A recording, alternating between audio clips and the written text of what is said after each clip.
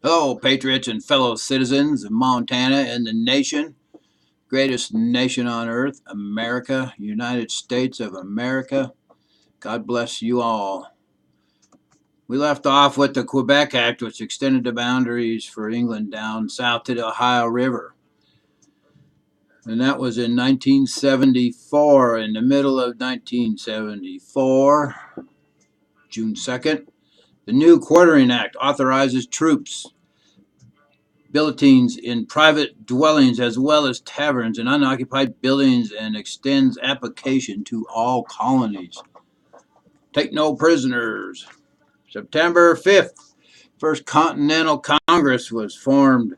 All colonies except Georgia represented. Assemblies at Philadelphia to consider ways of dealing with the coercive acts pushed on them by England.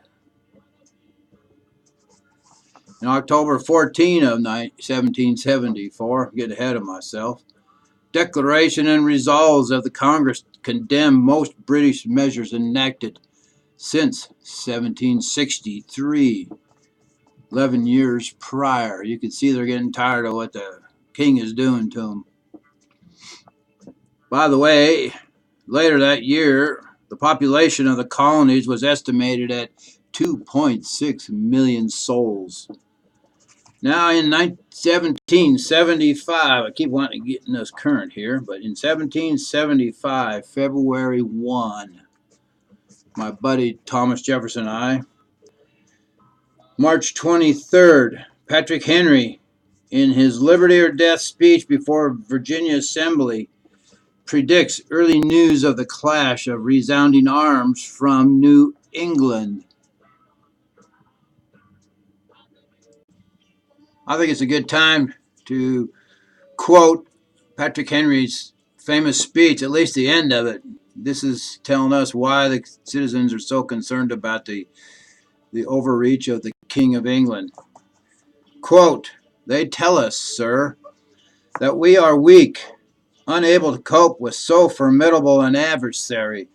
But when shall we be stronger?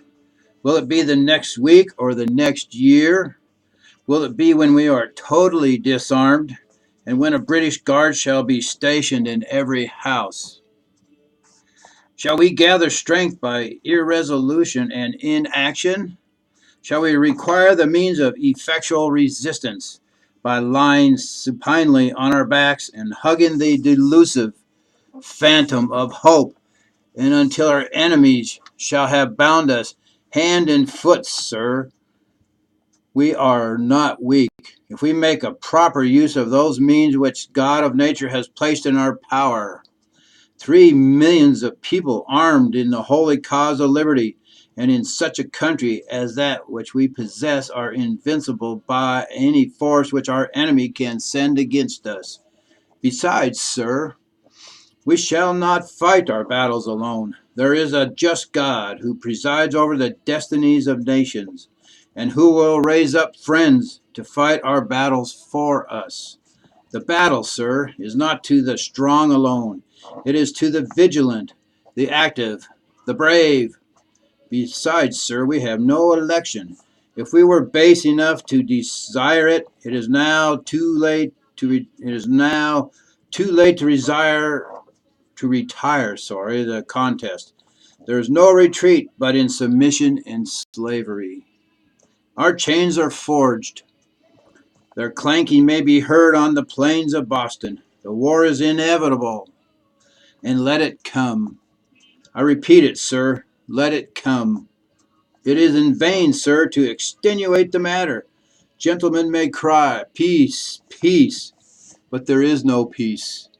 The war has actually begun. The next gale that sweeps from the north will bring to our ears the clash of resounding arms.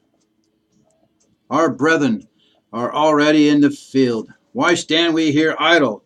What is it that gentlemen wish? What would they have?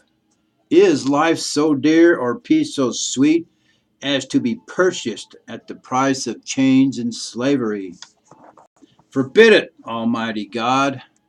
I know not what course others may take, but as for me, he cried, Give me liberty or give me death. Wow, what a powerful moment in the history of America. Stay tuned for the next chapter of history in America.